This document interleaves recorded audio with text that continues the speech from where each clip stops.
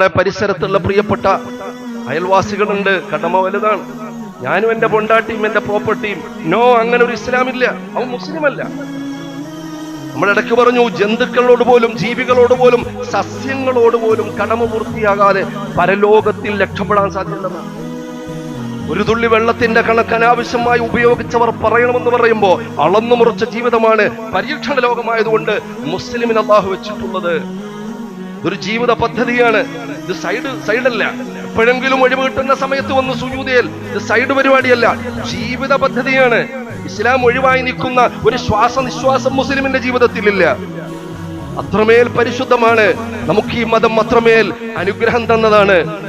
മനുഷ്യനായി കാണാൻ പഠിപ്പിച്ച മതം, മറ്റുള്ള മതങ്ങളെ ബഹുമാനിക്കാൻ പഠിപ്പിച്ച മതം, മറ്റുള്ള മതസ്ഥരെ സ്നേഹത്തോടെ ചേർത്ത് നിർത്താൻ പഠിപ്പിച്ച മതം.